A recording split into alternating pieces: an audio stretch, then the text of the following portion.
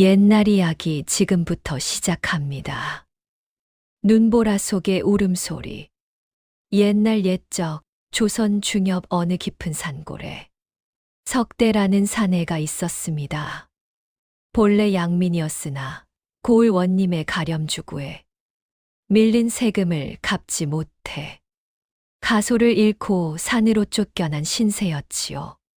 그와 뜻을 같이한 10명의 장정들이 모여 하나의 무리를 이루었는데 이들은 스스로 청송패라 불렀습니다. 청송패는 남다른 원칙이 있었습니다. 탐과 놀이의 곳간만 털고 가난한 백성은 건드리지 않는다. 그래서 고을 사람들은 이들을 의적이라 수군거렸지만 관아에서는 현상금을 걸고 쫓아다녔지요. 석대는 겉으로 보면 호랑이 같은 사내였습니다. 어깨가 떡 벌어지고 주먹 한 방이면 황소도 쓰러뜨릴 듯한 장사였지요. 목소리 한 번 크게 지르면 산새들이 놀라 푸드덕 날아갈 정도였습니다. 허나 밤이 되면 달랐습니다. 고향에 두고 온 늙은 어머니 생각에 몰래 눈물을 훔치기도 하고 부하 중 누가 아프다 하면 밤새 곁을 지키며 간호했지요. 배고프다는 자가 있으면 자기 밥을 덜어주었습니다. 그래서 부하들은 석대를 두령이라 부르기보다 큰형님이라 불렀습니다. 어느 한겨울 밤이었습니다. 석대는 부하 몇을 데리고 고을 창고를 털러 갔다가 매복한 포졸들에게 쫓겨 빈손으로 돌아오는 길이었지요. 하늘에서는 한방눈이 쏟아지고 산길은 온통 하얗게 덮여 있었습니다. 오늘도 허탕이구먼. 돌아가면 아이들이 또 굶겠네. 석대가 한숨을 쉬는데 문득 이상한 소리가 들려왔습니다. 응애, 응애. 잠깐, 저게 뭔 소리야? 부하 하나가 귀를 쫑긋 세웠습니다. 아기 울음소리 아니오? 석대가 황급히 소리 나는 쪽으로 달려갔습니다. 큰 소나무 아래 눈 위에 고급 비단 보자기에 쌓인 갓난아기가 버려져 있었지요. 아기의 입술은 새파랗게 질려 있었고 작은 손은 차갑게 식어가고 있었습니다. 이런 천인공노할! 석대는 얼른 저고리를 벗어 아기를 감싸고 품에 꼭 안았습니다. 자기 체온으로 이 작은 생명을 녹이려는 것이었지요. 한참을 그렇게 안고 있으니 아기가 희미하게 숨을 내쉬기 시작했습니다. 살았다. 살았어. 석대는 가슴이 뭉클해졌습니다. 누가 이 추운 밤에 이런 어린 것을 내다 버렸단 말입니까? 아기의 얼굴을 들여다보니 오똑한 코에 또렷한 눈매가 예사롭지 않았습니다. 감싸고 있던 보자기 또한 여염집에서 쓸 물건이 아니었지요. 무슨 사연이 있는 게로구나. 석대는 아기를 품에 꼭 안은 채 산채로 향했습니다. 산채에 도착하자 난리가 났습니다. 형님, 그게 뭡니까? 곡식도 못 구해오고 식구를 늘리셨수. 부하들이 투덜거렸지요. 당장 내일 먹을 양식도 없는 판에 갓난아기라니. 석대가 난처한 표정을 짓는데 그때 아기가 눈을 떴습니다. 까만 눈동자가 반짝이더니 작은 입이 방긋 웃음을 지었지요. 어허, 저거 봐라. 웃는구먼. 투덜대던 부하 하나가 헛기침을 했습니다. 다른 이들도 하나둘 아기 곁으로 모여들었지요. 눈이 초롱초롱하니 영물이구먼. 손이 참 작네. 내 새끼 손가락만 해. 거친 화적들이 아기 하나의 사르르 녹아내렸습니다. 하지만 문제가 있었습니다. 아기를 먹일 젖이 없었던 것이지요. 형님, 이 어린 것이 배고파 울어댑니다. 어찌합니까? 석대는 결심했습니다. 다음 날 새벽 석대는 칼과 활을 모두 산채에 두고 맨몸으로 산을 내려갔습니다. 마을 어귀를 돌아다니며 갓난 아이를 낳은 젊은 안악을 찾았지요. 부디 이 불쌍한 것 좀 살려주시오. 화적 두령 석대가 고개를 조아리며 빌었습니다. 처음에는 겁을 먹던 안악들도 석대의 간절한 눈빛과 아기의 애처로운 모습에 마음이 움직였지요. 가엾기도 하지. 잠깐 기다리시오. 석대는 그렇게 하루에도 몇 번씩 산을 오르내리며 젖동냥을 했습니다. 거친 화적이 아기 때문에 온 마을을 돌아다니며 허리를 굽히는 모습이 우스꽝스러웠지만 석대는 개의치 않았지요. 한 달이 지나자 아기는 제법 살이 올라 토실토실해졌습니다. 어느 날 저녁 석대가 부하들을 모아놓고 말했습니다. 이 녀석에게 이름을 지어줘야겠소. 부하 중 하나가 나섰습니다. 몰락한 양반 집안 출신으로 그를 아는 사내였지요. 형님, 제가 좋은 이름을 하나 지어보겠습니다. 그래, 말해보게. 하기는 어떻습니까? 배울학자 가리자입니다. 논어의 첫 구절에서 따온 것인데 배움을 통해 떳떳한 사람이 되라는 뜻이지요. 석대가 고개를 끄덕였습니다. 하기. 좋은 이름이네. 우리가 모두 하기의 삼촌이 되는 것이로군. 그날 밤부터 산채에는 하기야 하고 부르는 소리가 끊이지 않았습니다. 거친 화적들의 얼굴에 처음으로 온화한 미소가 번졌지요. 세월은 물 흐르듯 흘러 어느덧 5해가 지났습니다. 하기는 제법 똘똘한 5살 아이로 자랐지요. 큰 눈망울의 붉은 볼, 총명해 보이는 이마가 사랑스러웠습니다. 화적들은 하기를 아들처럼 아꼈습니다. 쿰쳐온 엿을 몰래 쥐어주고 따뜻한 자리를 양보하며 재미난 이야기를 들려주곤 했지요. 어느 날이었습니다. 부하들이 고을 아전의 창고를 털어 엽전 꾸러미를 가져왔습니다. 모두 합쳐 237냥이나 되는 큰돈이었지요. 그런데 몫을 나누는 과정에서 말다툼이 벌어졌습니다. 나는 3번이나 나가고 가장 먼 길을 갔으니 더 받아야 하오. 아니, 나는 2번 나갔지만 포졸과 맞닥뜨렸으니 위험 수당을 더 받아야 하지 않소. 나는 한 번만 나갔어도 짐을 가장 많이 날랐단 말이오. 8명의 부하가 제각각 다른 조건을 내세우며 옥신각신했습니다. 석대도 머리가 지끈거렸지요. 그때였습니다. 구석에서 놀던 하기가 총총 걸어왔습니다. 엽전 꾸러미를 올려다보더니 고개를 갸우뚱하며 물었지요. 삼촌들, 싸우지 마세요. 제가 나눠드릴까요? 꼬맹이가 무슨 수로? 부하 하나가 코웃음을 쳤습니다. 하기는 작은 손가락으로 엽전을 가리키며 말했습니다. 엽전을 8삼촌이 나눠 가지는데요.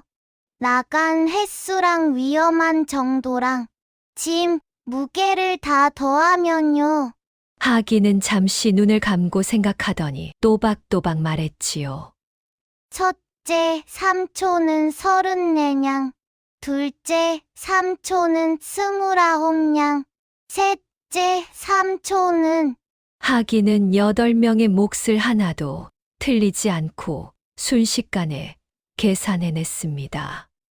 심지어 3냥이 남는데 이건 산채 살림에 보태세요. 부하들이 반신반의하며 엽전을 세어보았습니다. 어라? 정말로 딱 맞아떨어지는구먼. 이 녀석이 어찌 이런 셈을 순식간에. 모두가 입을 떡 벌렸습니다. 석대는 하기를 번쩍 들어올리며 활짝 웃었습니다.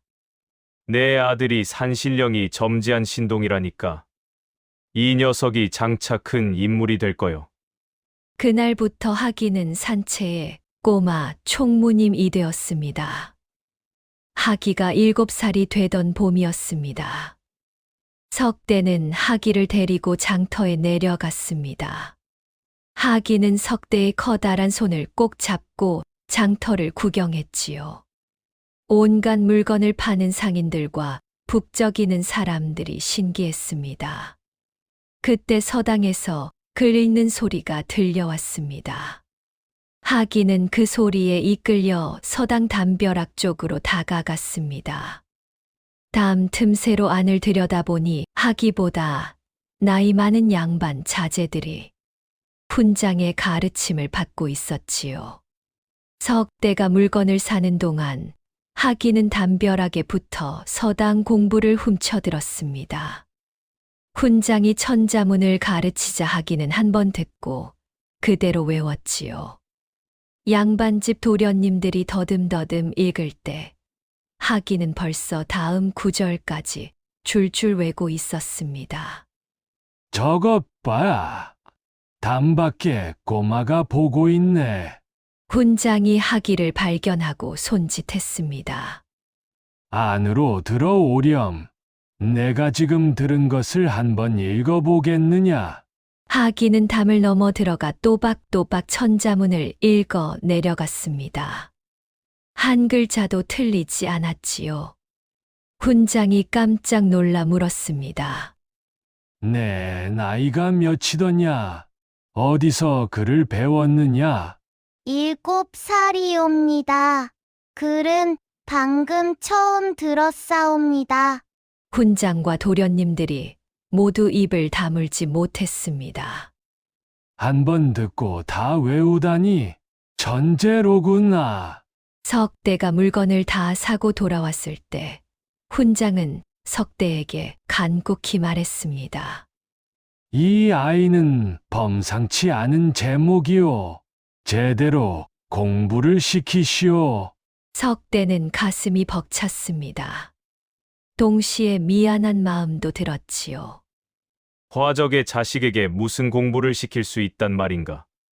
그날 밤 석대는 잠을 이루지 못했습니다. 도적의 자식은 도적이 된다. 이 말이 머릿속을 떠나지 않았지요. 하기는 천재입니다. 제대로 배우기만 하면 크게 될 아이였습니다. 하지만 자신 때문에 그 재능이 썩어버릴 것이 분명했지요. 석대는 결심했습니다. 다음 날 아침 석대는 부하들을 모두 모아놓고 엄숙하게 말했습니다. 오늘부로 화적질을 그만두겠소. 부하들이 술렁거렸습니다. 형님, 그러면 우리는 뭘 먹고 삽니까? 나무를 하든 품팔이를 하든 정직하게 먹고 살겠소. 하기 때문이요? 석대의 눈빛이 단호했습니다. 하기는 큰 인물이 될 아이요. 그런데 도적의 자식이라는 굴레를 씌울 수는 없소. 부하들도 하기를 아꼈기에 고개를 끄덕였습니다. 석대는 누더기 옷을 걸치고 신분을 숨긴 채 마을로 내려갔습니다. 하지만 화적 출신인 석대를 쓸 곳은 없었지요. 결국 석대는 마을 사람들이 가장 꺼리는 일을 찾아갔습니다. 똥지개꾼이었습니다. 내가 하겠소. 이 일이 얼마나 더럽고 천한 줄 아시오? 압니다. 하지만 이 일이라도 해야 아들 공부를 시킬 수 있소.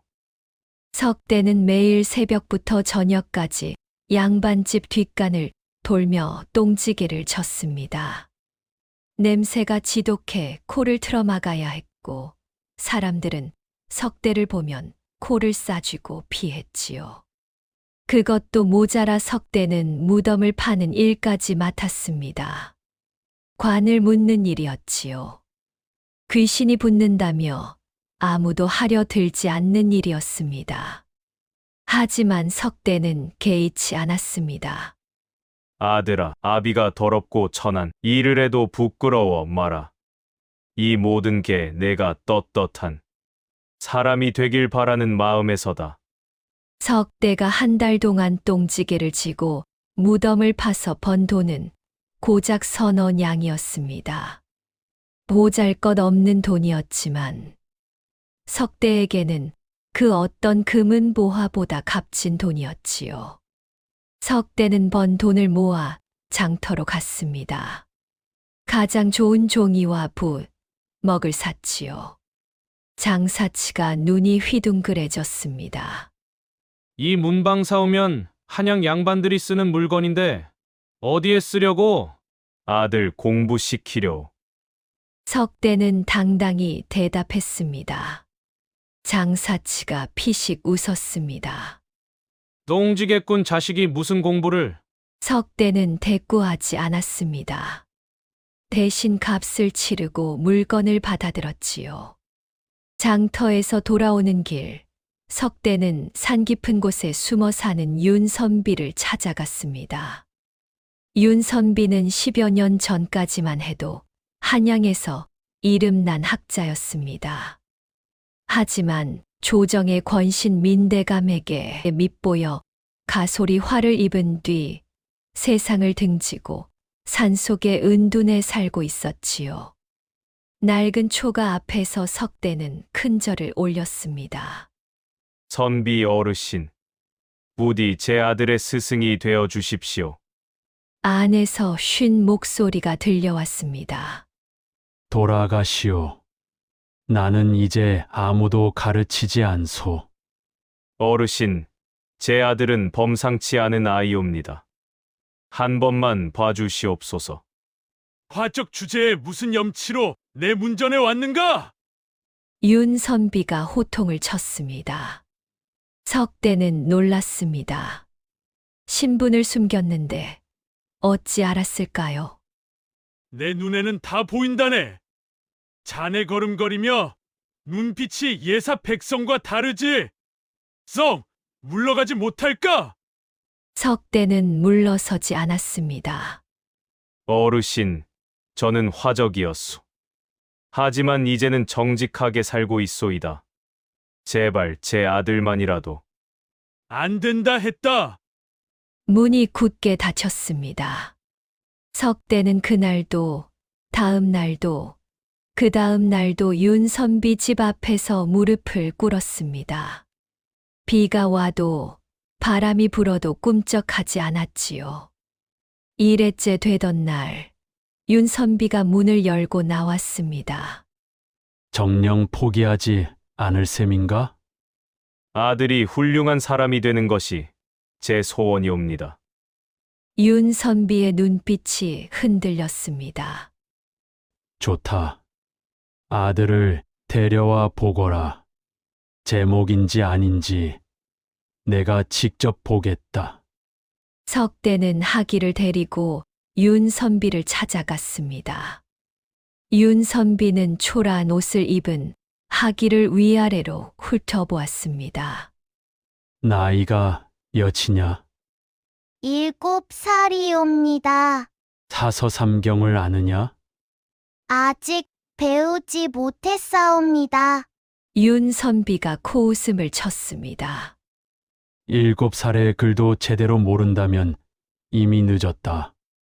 양반집 도련님들은 5살부터 천자문을 떼는데 하기가 또박또박 말했습니다. 천자문은 압니다. 하기는 천자문을 줄줄 외웠습니다. 윤선비의 눈빛이 달라졌지요. 어디서 배웠느냐? 서당 담 밖에서 한 번 들었사옵니다. 한 번 듣고 외웠다고? 윤선비는 하기의 재능을 시험해 보기로 했습니다. 그럼 내가 묻겠다. 백성과 임금 중 누가 더 귀한가? 어려운 질문이었습니다. 잘못 대답하면 역적으로 몰릴 수도 있는 질문이었지요. 하기는 잠시 생각하더니 대답했습니다. 맹자께서 말씀하시길 백성이 가장 귀하고 사직이 그 다음이며 임금은 가볍다 하셨사옵니다. 백성은 나라의 근본이요. 임금은 백성을 섬기는 자이옵니다. 하늘이 백성을 내시고 그들을 위해 임금을 세우신 것이니 백성이 곧 임금의 하늘이옵니다. 윤선비는 전율했습니다. 7살 아이의 입에서 이런 깊은 뜻이 나올 수 있단 말인가? 윤선비는 무릎을 탁 쳤습니다. 이 아이는 천재다. 윤선비는 석대를 돌아보았습니다. 그대는 화적이었으나 아들을 위해 가장 천한 일도 마다 않고 정직하게 살고자 하는구려. 그 마음이 참으로 귀하오. 윤선비의 눈가에 눈물이 맺혔습니다. 10여 년 전 민 대감에게 가소를 잃고 세상을 저주하며 살았소. 하지만 이 거친 화적과 영특한 아이를 보니 아직 세상에 희망이 남아있다는 생각이 드오. 윤선비가 고개를 끄덕였습니다. 좋소. 이 아이를 내 제자로 받아들이겠소. 석대가 땅에 엎드려 절했습니다. 은혜를 잊지 않겠사옵니다. 하기도 스승에게 큰 절을 올렸습니다. 하기가 10살이 되던 해였습니다. 어느 날 하기가 윤선비에게 물었습니다. 스승님, 제가 어렸을 때부터 간직한 것이 있는데 이게 무엇인지 아십니까? 하기는 낡은 베넷저고리를 꺼내 보였지요. 석대가 하기를 처음 주었을 때부터 간직해온 것이었습니다. 윤선비는 저고리를 받아 펼쳐보다 깜짝 놀랐습니다. 안감의 수놓인 문양이 심상치 않았기 때문입니다. 이것은 왕실의 봉황 문양. 윤선비는 한양에서 벼슬을 했던 사람이라 왕실 문양을 한눈에 알아볼 수 있었습니다. 그것도 평범한 왕족이 아니라 세자의 혈육만 있을 수 있는 특별한 문양이었지요. 윤선비의 손이 떨렸습니다. 그렇다면 이 아이는 10여 년 전 일이 떠올랐습니다. 민대감이 세자를 역모로 몰아 죽였을 때 세자의 어린 아들이 행방불명되었다는 소문이 있었습니다. 민대감이 아이를 죽이려 했지만 충직한 내관이 아이를 빼돌렸다는 이야기였지요. 이 아이가 바로 그 왕손이란 말인가? 윤선비는 급히 석대를 불렀습니다. 이것을 어디서 구했소? 윤선비가 베넷저고리를 내밀자 석대가 대답했습니다. 하기를 주었을 때 함께 있었소. 왜 그러시오? 이 문양이 무엇인지 아시오? 윤선비는 심호흡을 하고 말했습니다. 이것은 왕실의 문양이요. 그것도 세자의 혈육만 있을 수 있는. 석대의 얼굴이 하얗게 질렸습니다. 그럼 하기가? 10여 년 전 영모 사건 때 행방불명된 왕손일 가능성이 높소. 둘은 한동안 말을 잇지 못했습니다. 윤선비가 먼저 입을 열었습니다. 이 사실을 조정에 알려야 하오. 하기는 정당한 왕위 계승자여. 그러자 석대가 벌떡 일어나며 소리쳤습니다. 안 됩니다. 왜 안 되는가? 아이의 본분을 찾아주어야 하지 않겠소? 왕손이든 뭐든 이 녀석은 내 아들이오. 그 불구덩이 같은 궁궐에 밀어 넣을 수는 없소. 석대의 눈에서 눈물이 흘렀습니다. 민대감이 그 사실을 알면 필시 하기를 죽이려 들 것이오. 나는 내 아들을 잃을 수 없소. 그때 문 밖에서 작은 소리가 들렸습니다. 아버지, 하기가 서 있었습니다. 눈물을 흘리며 떨고 있었지요. 다 들었구나. 석대가 하기를 끌어안았습니다. 하기는 석대의 품에서 오열했습니다. 아버지, 저는 왕손이 아니라 아버지의 아들이고 싶습니다. 절대 아버지를 떠나지 않겠습니다. 윤선비도 눈시울을 붉혔습니다. 피보다 진한 정이 이런 것이로구나. 나은 정보다 기른 정이 더 깊다는 말이 실감나는구나. 알겠소. 당분간은 비밀로 하겠소. 하지만 언젠가는 이 아이의 운명과 마주해야 할 것이오. 석대는 고개를 끄덕였습니다. 하지만 가슴 한 구석이 무너져 내리는 것 같았지요. 그 무렵 한양 민대감의 저택. 민대감은 60이 넘었지만 여전히 눈빛이 날카로웠습니다. 10여 년 전 세자를 죽이고 권력을 잡은 뒤 그는 조정을 소나귀에 넣고 백성들을 착취하며 호의호식했지요. 대감마님, 산속에 이상한 소문이 돕니다. 신복이 보고했습니다. 무슨 소문인가? 산속에 신동이 있다 하옵니다. 한 번 보면 잊지 않고 글 읽는 재주가 뛰어나다 하옵니다. 민대감은 처음엔 대수롭지 않게 여겼습니다. 신동이라. 그게 나와 무슨 상관인가? 하지만 며칠 뒤 첩자가 더 자세한 정보를 가져왔습니다. 대감마님, 그 아이를 가르치는 스승이 윤선비라 하옵니다. 민대감의 눈빛이 변했습니다. 윤선비? 10여 년 전 내가 몰아낸 그 윤선비 말인가? 그렇사옵니다.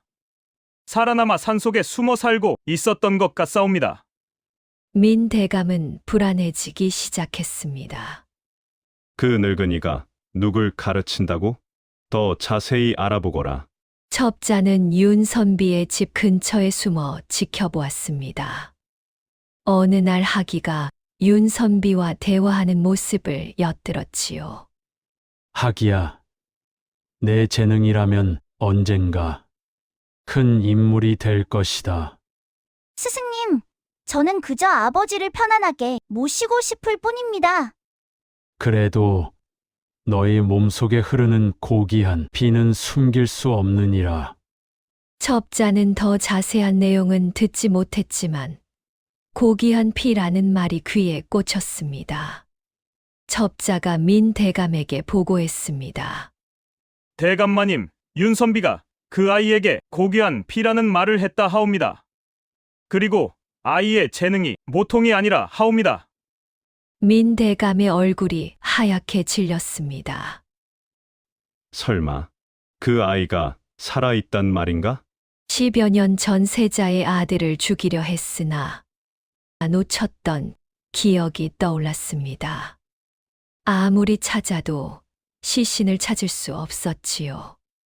만약 왕손이 살아있다면 나의 모든 것이 무너질 것이다. 민대감은 식은땀이 흘렀습니다. 만약 왕손이 살아있다면 자신의 영모 조작이 밝혀질 것이었습니다. 그렇게 되면 삼족이 멸할 것이었지요. 당장 자객을 풀어 그 아이를 찾아라. 민대감의 눈빛이 차갑게 식었습니다. 그리고 흔적도 없이 없애라. 윤선비도 함께. 명을 받들겠나이다. 며칠 뒤 자객들이 산으로 들어갔습니다. 그들은 마을 사람들에게 산짐승을 잡으러 왔다고 둘러댔지만 진짜 목적은 따로 있었지요. 윤선비가 이상한 낌새를 눈치챘습니다. 석대, 수상한 자들이 산을 뒤지고 있소. 조심해야 하오. 석대도 긴장했습니다. 하기를 산채 깊숙이 숨기겠소. 하지만 자객들의 포위망은 점점 좁혀지고 있었습니다. 어느 날 밤 예전 청송패 부하 하나가 다급히 돌아왔습니다.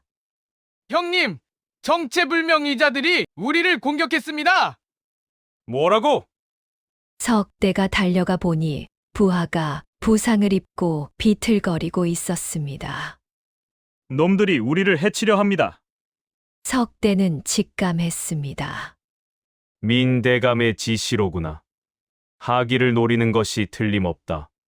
석대는 급히 하기를 불렀습니다. 하기야, 윤선비님과 함께 산을 떠나거라. 싫습니다. 아버지를 두고는 못 갑니다.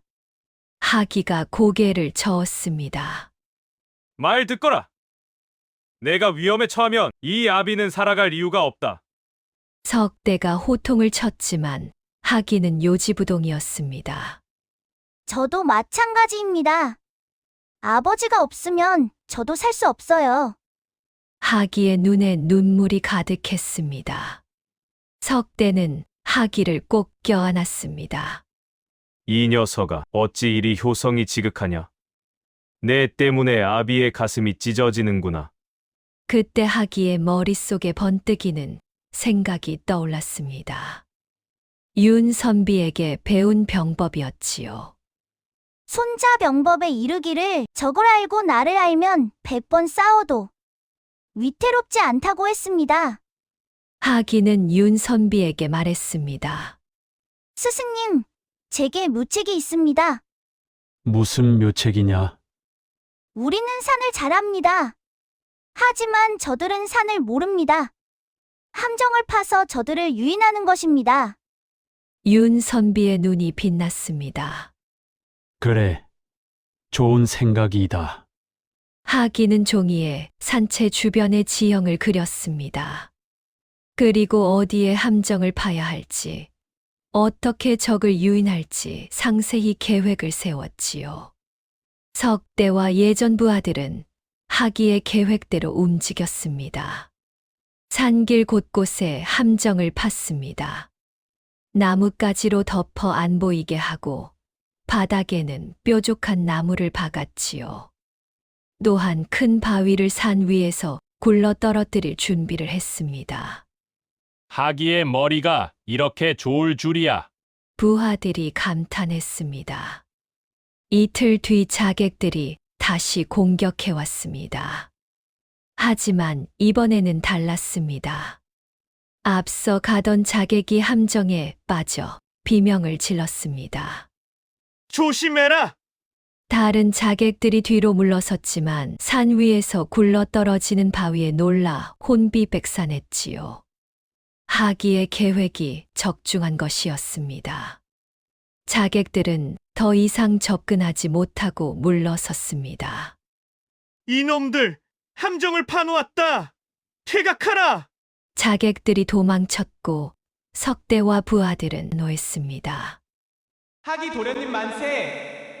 하지만 기쁨도 잠시 큰 위기가 다가오고 있었습니다.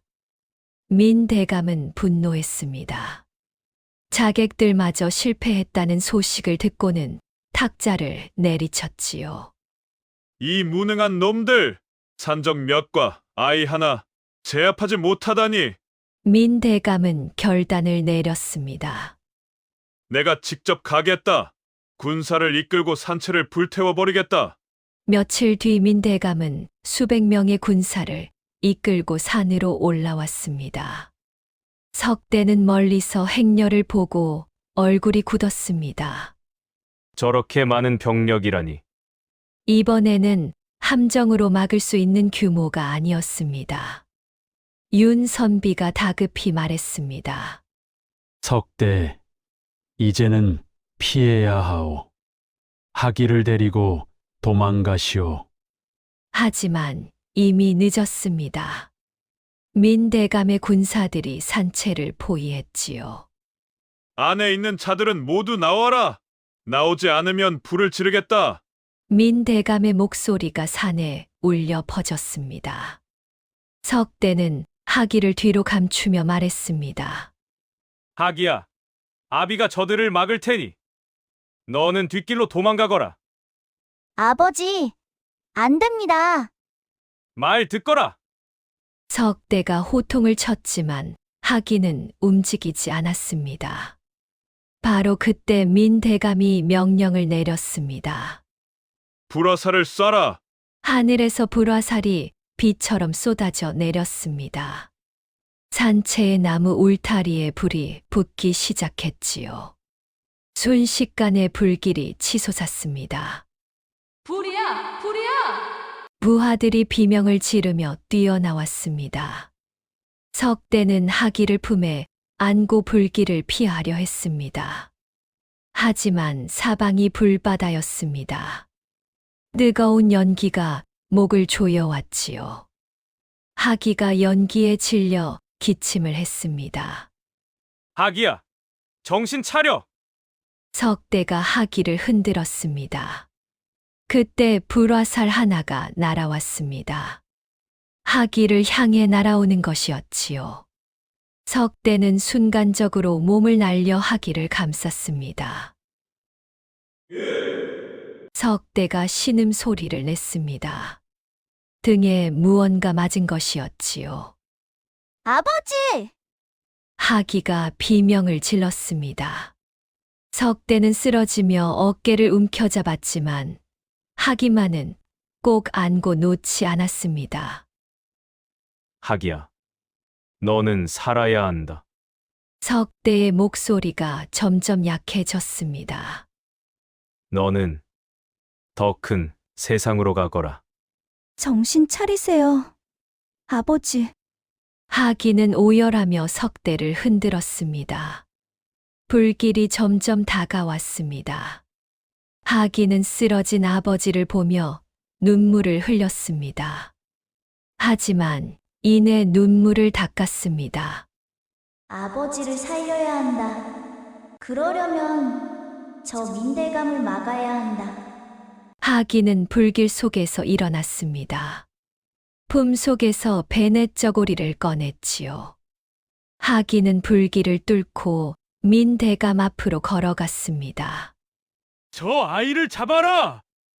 군사들이 달려들었지만 하기는 손을 들어 외쳤습니다. 멈추시오! 하기의 목소리에는 범상치 않은 위엄이 있었습니다. 군사들이 잠시 멈칫했지요. 민대감이 말해서 내려와 하기를 노려보았습니다.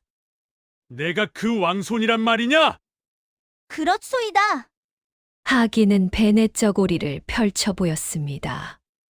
왕실의 봉황 문양이 선명하게 드러났지요. 민대감의 얼굴이 일그러졌습니다. 10살짜리 꼬마가 감히! 하기가 당당히 말했습니다.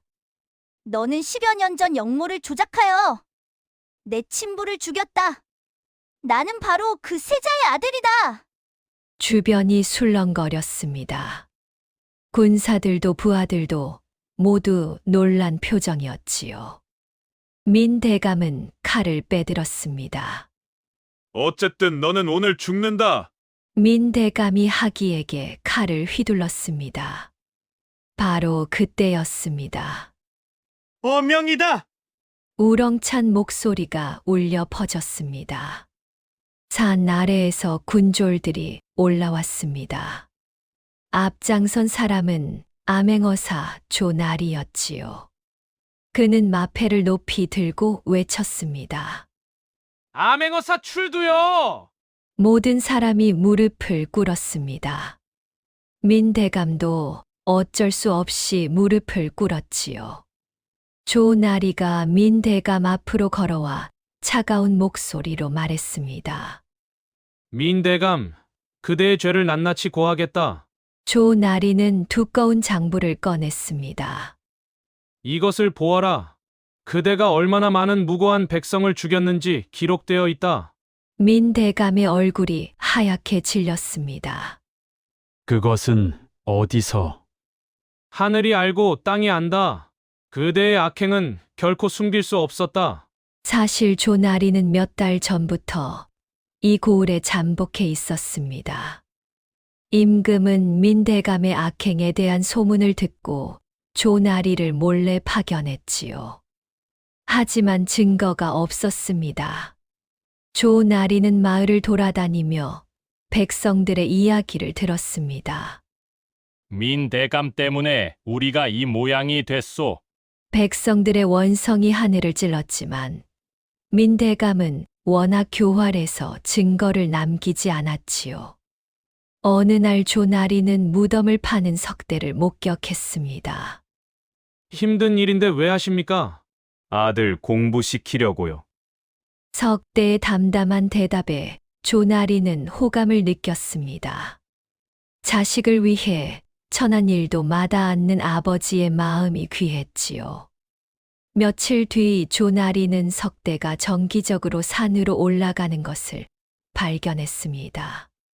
조심스럽게 뒤를 따라가니 석대는 산채 뒤편 큰 바위 밑에서 무언가를 꺼내 확인하고 다시 묻었습니다.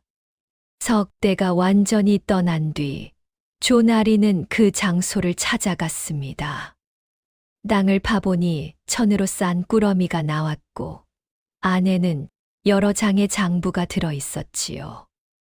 이것은 민대감의 살인 장부였습니다.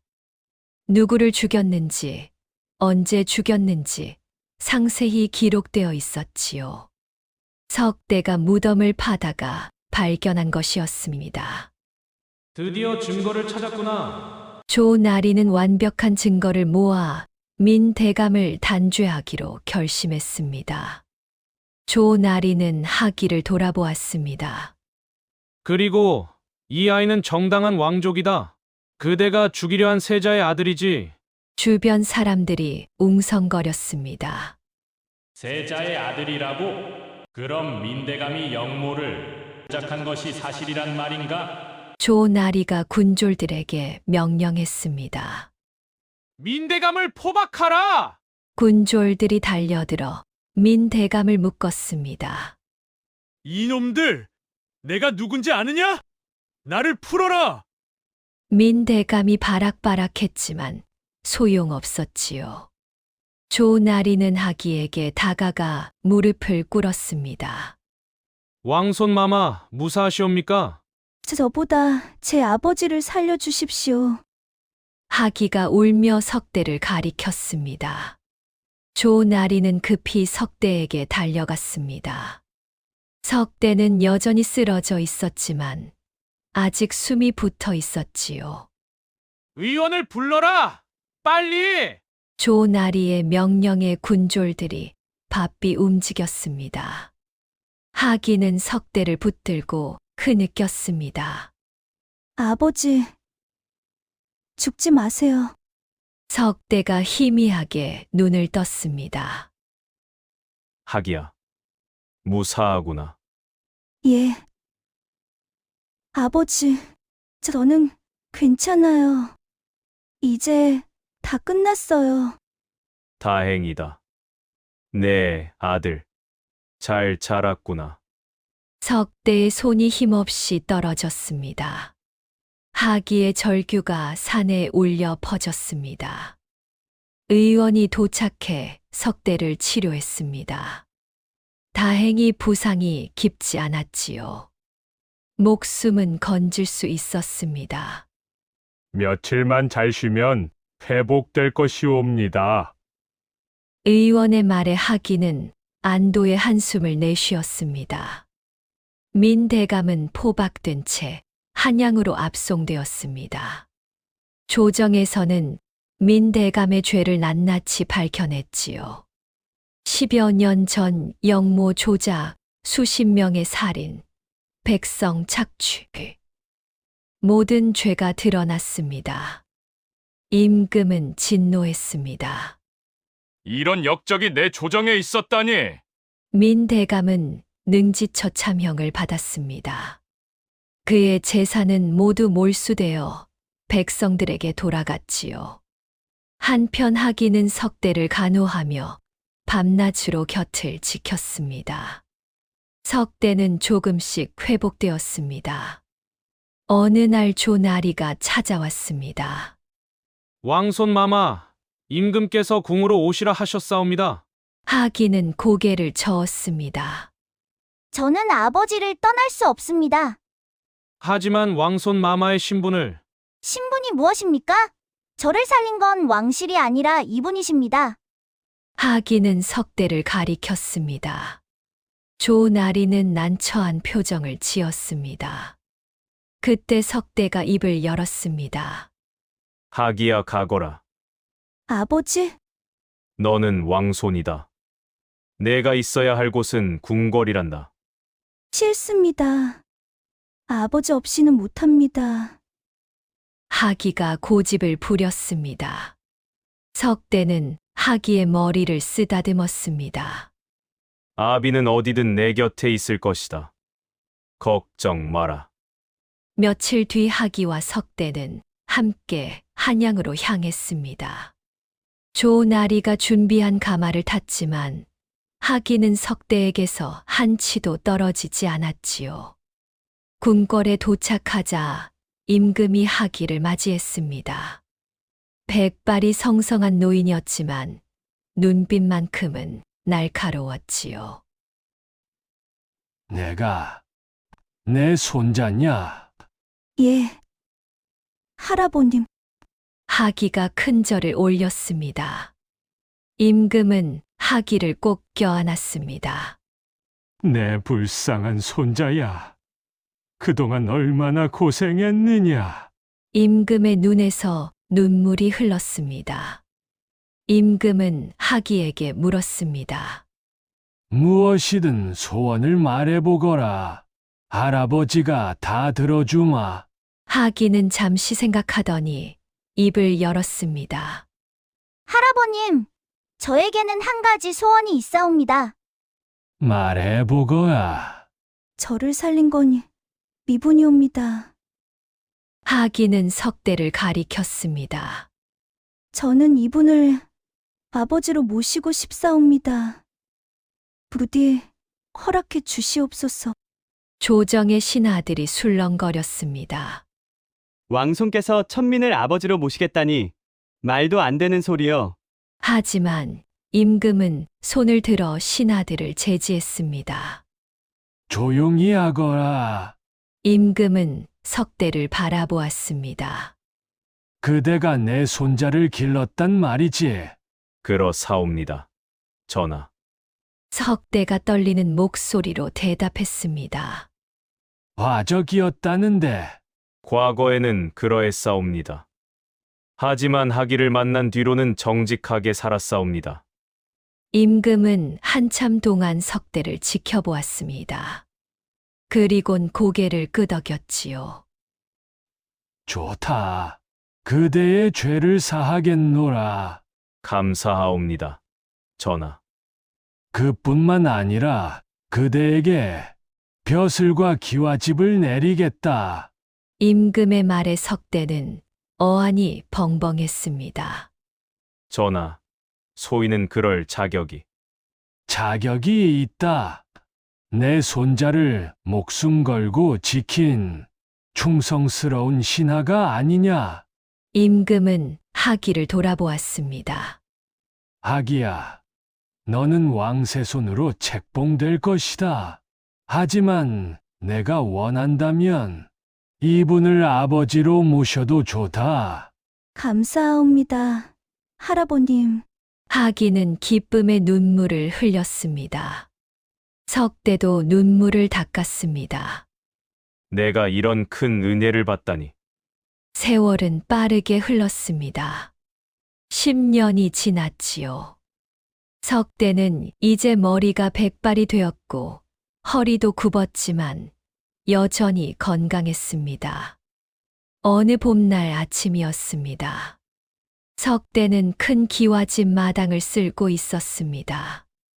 일하지 않아도 되는 몸이었지만 평생 몸을 움직이며 살아온 습관 때문인지 가만히 있으면 답답했지요. 영감, 또 마당 쓰시오? 하인들이 할 일인데. 아내가 투덜거렸습니다. 늦은 나이에 얻은 아내였지만 정이 깊었지요. 괜찮소. 몸을 움직여야 건강하오. 석대가 웃으며 빗자루를 들었습니다. 그때 대문이 열렸습니다. 아버지, 익숙한 목소리였습니다. 화려한 골룡포를 입은 늠름한 청년 하기였습니다. 20살이 된 하기는 훤칠한 키에 당당한 자세, 총명한 눈빛을 가진 청년으로 자라 있었지요. 세손 마마께서 오셨구려. 하기는 석대에게 다가가 그의 손을 잡았습니다. 아버지, 일어나십시오. 하지만 세손 마마를 하기가 단호히 말했습니다. 저는 골룡포를 입었어도 아버지의 아들입니다. 절대 잊지 않겠습니다. 석대의 눈에서 눈물이 흘렀습니다. 하기도 울었습니다. 모두 아버지 덕분입니다.